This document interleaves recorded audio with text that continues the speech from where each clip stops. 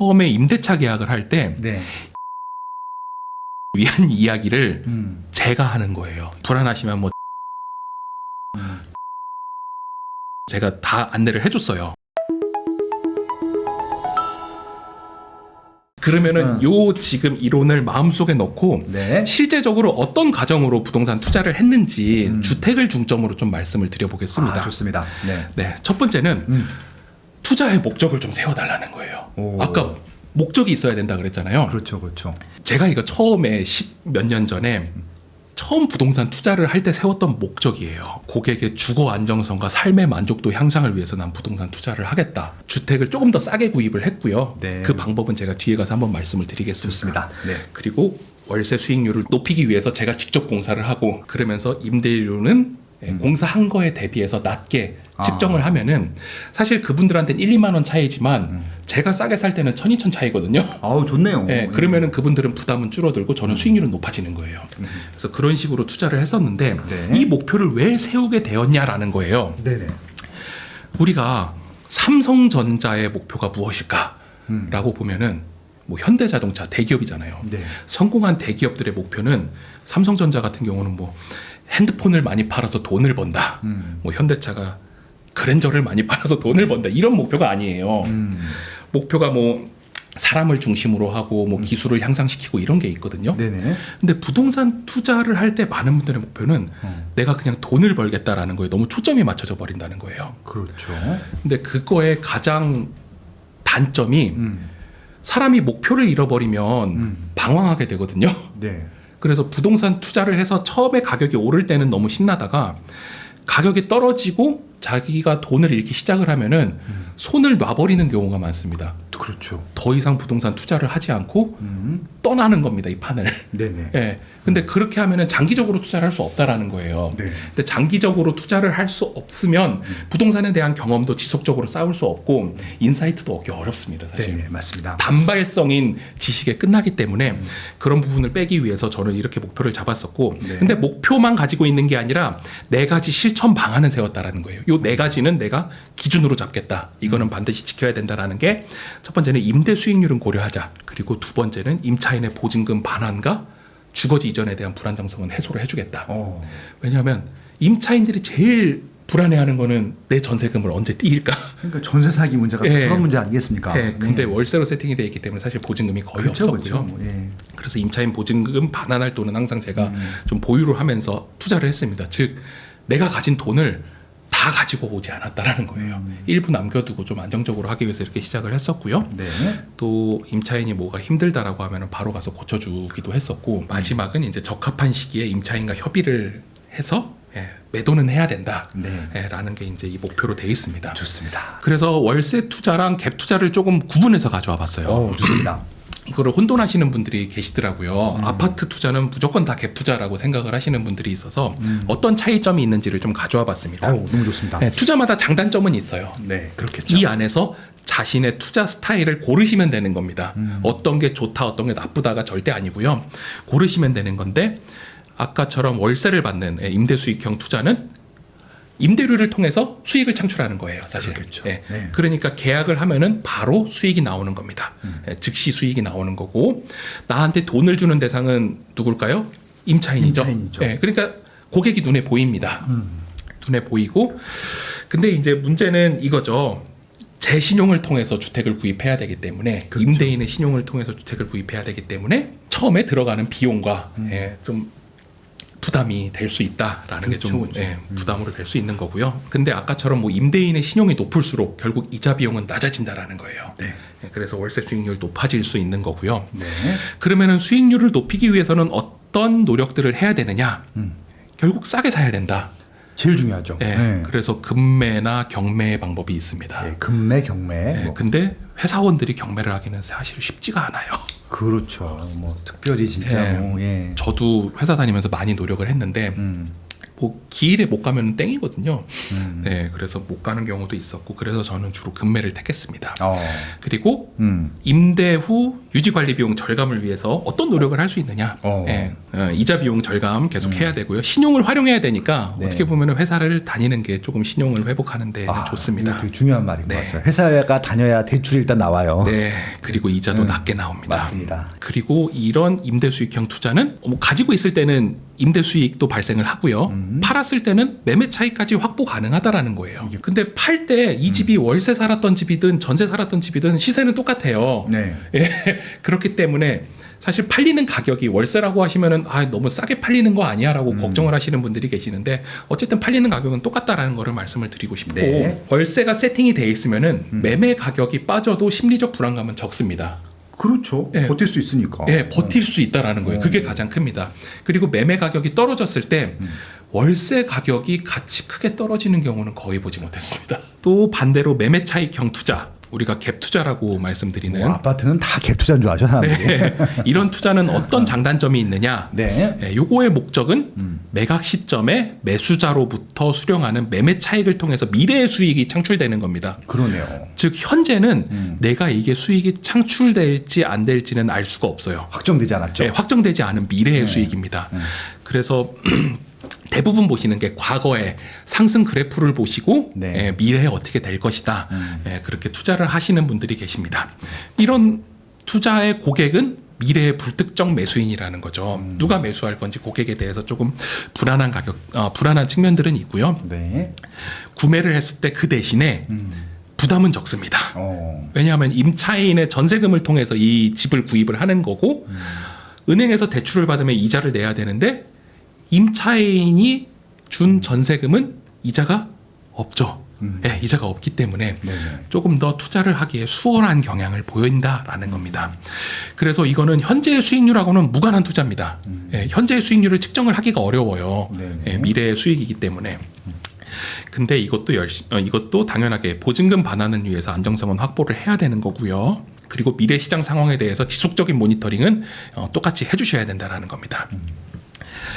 그리고 상승장의 높은 수익률, 사실 상승장의 레버리지 효과로 높은 수익률을 볼 수 있는 게 사실 갭 투자입니다. 근데 반대로 생각해 보면은 그만큼 빠질 수도 있다라는 거예요. 아, 그럼요. 예. 하이 리턴 하이 리스크 아니겠습니까? 맞습니다. 하이 리턴 하이 리스크고 네. 레버리지 효과라고 하시면 대부분 지렛대 효과로 수익이 높아진다라고만 생각하는데 네. 반대도 있거든요. 그렇죠. 그걸 역 레버리지 효과라고 하는데 그런 것도 반드시 우리는 인지를 하고 투자를 하셔야 됩니다. 그러니까 뭐 손실률 90% 이렇게 나오는데 이게 네. 말이 되느냐 부동산 투자가 이게 레버리지 쓰면 그렇게 되는 거잖아요. 네. 그렇게 되는 경우도 있기 때문에 음. 항상 저는 장점과 단점을 다 말씀을 드리거든요. 네, 맞습니다. 그러고 나서 내 기준에 맞는 투자를 하시면 되는 거예요. 예, 어느 게 좋다 나쁘다는 사실 이 시장에 없습니다. 그렇겠죠. 네. 그 안에서 판단을 하는 거고요. 그럼 어떻게 처음에 지역을 잡았느냐? 근데 네. 보시면은 그냥 서울을 기준으로 한 20km 잡아봤습니다. 그때 했던 일이에요. 왜 20km를 잡았느냐? 1시간 안에는 도달할 수 있는 거리라는 거예요. 아, 이 멋진 표현인데요. 예. 1시간 안에 도달을 하면은 해야 되는 이유는 네. 내가 요 지역은 그래도 가볼 수 있다라는 겁니다. 그러니까 묻지마 투자가 아니라는 거예요. 내가 가보고 최대한 검토를 하고 투자를 할 수 있는 지역을 가야지. 그리고 임차인이 들어왔을 때도 가서 만나야 되는 경우도 있거든요. 같이 얘기를 해야 되는 경우도 있고 뭐 계약을 연장할 거냐 종료할 거냐 이런 부분부터 해서 뭐 어디가 고장 났어요라고 하면 가서 고쳐줘야 되는 부분들이 그렇죠, 있는데 그렇죠. 너무 멀면 못 간다라는 거예요. 그 안에서 우리가 직장인들이 많이 그래도 올 수 있는 곳을 현실적으로 출퇴근이 가능한 곳을 찾았다라는 거죠. 경쾌합니다. 예, 네. 왜 그러냐? 요 옆에 지도를 같이 한번 보겠습니다. 이게 서울 지도예요. 예, 네. 예, 서울 지도고 서울의 주요 업무 권역을 세 개로 나눈 겁니다. 아, 예, CBD라고 하는 중심 업무 지구인 광화문 종로, 예. 그리고 YBD, 요 Y가 여의도의 여의도죠. 영자입니다. 예. 예, 그래서 여의도 영등포 지역, 그리고 GBD, 예, 강남. 맞습니다. 예. 네, 강남 테헤란로 네. 지금 삼성까지 돼 있는 요 지역이 세 개의 업무 권역이기 때문에 여기로 출퇴근이 가능한 지역을 그래도 찾았다라는 거예요. 그러면은 단순히 거리가 가깝고 멀고의 문제가 아니라 교통으로 버스가 다느냐 지하철이 다느냐 여기까지 한 번씩 다 봤다라는 겁니다. 그렇죠, 그렇죠. 예. 근데 대부분 또 부동산 투자를 할 때 내 집 옆에서 시작을 하라 뭐 이런 이야기도 있는데 네. 그거는 무조건 내 집 옆에가 좋다라는 게 아니라 그 지역에 익숙해지라는 이야기예요. 그렇죠. 네, 네. 익숙해진 다음에 그 지역을 투자하라는 거지 익숙하지도 않은 지역을 갑자기 가서 투자를 했을 때는 가치 판단이 전혀 안 될 겁니다. 묻지마 투자가 될 예. 가능성이 없죠. 예. 그래서 익숙하지 않은 지역이 만약 있다라고 하면은 자주 가서 익숙해지면 되는 거예요. 맞아요, 맞아요. 근데 사람들은 내 구를 벗어나는 걸 되게 또 어려워하시더라고요. 그러면서 제가 표를 하나 가져와 봤는데요. 이게 뭔가요? 이거는 우선 그냥 시세 조사를 위해서 만든 예시입니다. 2017년도에 만들었던 건데 이거 보시고 뭐 이 지역이 좋다라고 오해하시는 분이 계실 것 같아서 말씀을 드리면은 투자 권유 및 추천의 목적이 절대 아닙니다. 사실 저는 그런 능력도 없고요. 근데 아까 말씀드린 자본 환원율을 이때 사용을 하는 겁니다. 그러니까 이게 사실 다 아파트예요. 1시간 이내로 출퇴근이 가능한 아파트를 그때 다 모니터링을 하는 겁니다. 네네. 그리고 네이버 부동산을 보고 매가를 보고 네이버 부동산에서 이거 얼마에 팔리는지 나오잖아요. 그렇죠. 그리고 보증금의 월세 얼마인지를 본 겁니다. 네, 월세 보증금까지 하면은 전세가율이 나오고요. 전세가율이라고 하는 거는 매매가에서 전세가 뺐을 때 몇 프로에 해당되느냐. 네. 그리고 여기가 이제 캡레이트로 보시면 되겠습니다. 임대 수익률이 몇 프로가 나오냐라는 거예요. 그때 보시면은 수도권의 지역이 4%대가 나왔어요.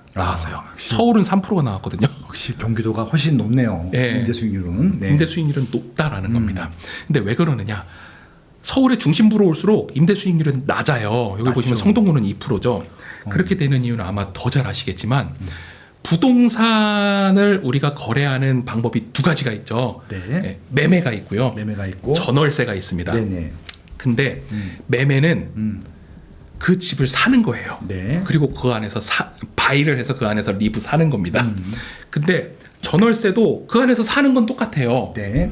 전월세라고 해서 집이 다르진 않거든요. 그렇죠. 근데 매매가가 전세가보다 비싼 이유는 무엇 때문이냐? 그 집을 가지고 있는 소유권이라는 권리를 가지고 있기 때문입니다. 그렇죠. 예. 그 말인 즉슨 이 집이 나중에 상승할 수 있는 미래의 가치가 조금 더 크다라고 시장에서 판단이 되면 그렇죠. 매매가랑 전세가의 차이가 커진다라는 거예요. 네. 근데 전월세는 현재를 반영하는 겁니다. 현재 내가 여기서 살았을 때 얼마의 가치를 줄 수 있느냐. 네. 그래서 전월세가 어떻게 보면은 서울의 중심부로 올수록 매매가 대비 낮은 거죠. 그렇죠. 네, 그래서 전월세 수익률도 낮은 겁니다. 근데 서울에서 중심부에서 밖으로 갈수록 월세 수익률이 이제 높아지는 그런 경향을 좀 보여줬던 겁니다. 그래서 요 퍼센테이지를 왜 냈느냐? 아까 국고채 수익률 그래프를 우린 봤잖아요. 네. 국고채 수익률 그래프를 보면은 이때 국고채 수익률은 요 임대 수익률보다 낮았어요. 즉 여기에 투자해도 시장 뭐 경제 상황상 이상하지 않은 거예요. 왜냐하면 수익률이 높은 상품이 조금 더 위험도가 있지만 거기로 돈이 몰리게 돼 있거든요. 항상 우리는 돈의 이동을 중요시해야 되는데 지금 같은 경우는 돈이 다 제가 봤을 땐 코인에 가 있는 것 같아요. 네. 그렇게 돈의 이동을 조금씩 봐야 된다라는 겁니다. 예. 이렇게 수익률을 다 계산을 했었는데 과거예요. 근데 요즘에는 뭐 어플도 많이 나와가지고 예, 뭐 호갱노노 이런 거를 쓸 수 있더라고요. 네네. 저도 가끔 쓰는데 내가 지금 수익형 부동산으로 뭐 5%짜리 상품을 사겠다라고 해서 검색을 해보는 거잖아요. 네. 예, 우리는 실제 임대 수익률을 계산을 해야 되잖아요. 그렇죠, 그렇죠. 단순히 임대료만 보는 게 아니라 그래야지. 부수 비용까지 다 봐야 된다. 은행에 돈 안 넣고 투자를 하니까 채권 투자 안 하고 네. 예금 투자 안 하고. 네. 그럴 때는 이좀 쉬운 방법들을 가져와 봤습니다. 네, 부동산 계산기라는 어플도 있고 홈페이지도 있습니다. 여기서 임대 투자 항목을 누르면은 안에 매매가나 월세 뭐 이런 거를 다 세팅을 할 수 있어요. 그러네요. 다 있네. 뭐. 네, 예. 그래서 간단히 계산을 하실 수 있고요. 네. 예를 들어서 제가 지금 그 지역에 매매가 2억 1,000짜리 아파트가 있더라고요. 그리고 이게 보니까 보증금 1,000만 원에 월세 70만 원을 받을 수 있어요. 그래서 이거를 계산을 해본 겁니다. 2억 1,000짜리를 주택으로 해서 보증금 1,000에 월세 70으로 하고 수익률 계산을 눌러보니까 어떻게 나왔느냐? 연인 수익률은 4.2%. 근데 부대 비용까지 다 하니까 4.1%까지 떨어진다라는 겁니다. 즉 내가 5%짜리로 이제 어플에서는 보여지는데 네. 실제로 하나씩 매물로 검색을 해보면 실제 수익률은 조금 떨어질 수 있다라는 거예요. 그러면은 요 4.2%짜리가 됐잖아요. 내가 원래 5%짜리를 하고 싶었는데 네. 세부적으로 계산해 보니까 4.1까지 떨어졌네. 근데 은행 정기 예금 금리가 지금 4%네. 그럼 한 번씩 생각을 해보셔야 되는 겁니다. 내가 은행에 넣을 건지 부동산에 투자할 건지. 네. 그러면은 아마 은행에 넣는 게 조금 더 나으실 수 있어요. 그러면 시중에 있는 돈은 은행으로 간다라는 겁니다. 그렇겠죠. 예, 그렇게 시장을 한 번씩 판단을 해보셔야 돼요. 네네. 이게 그냥 말로는 월 5만 원이 별거 아닌 것처럼 느껴지는데 이 부동산을 투자 상품으로 봤을 때는 거의 0.3%까지 차이가 나는 투자 상품이 된다라는 거예요. 그렇죠. 예. 그래서 여러분들이 투자를 하실 때 이 가치 판단을 어떻게 보면은 이 수익률로 하시는 게 조금 더 정확하고 객관적으로 하실 수 있다라는 겁니다. 그러네요. 근데 우리가 또 수익률만 보고 투자를 할 수는 없잖아요. 그렇죠. 예, 향후 이 지역이 어떻게 개발이 될 것이냐. 조금 빨리 우리가 간단하게 정보를 얻고 싶다라고 하면 이건 역시 네이버 부동산에서 요 옆에 개발 있습니다. 개발. 예, 개발이라고 되어 있는 거를 클릭을 하면요. 네.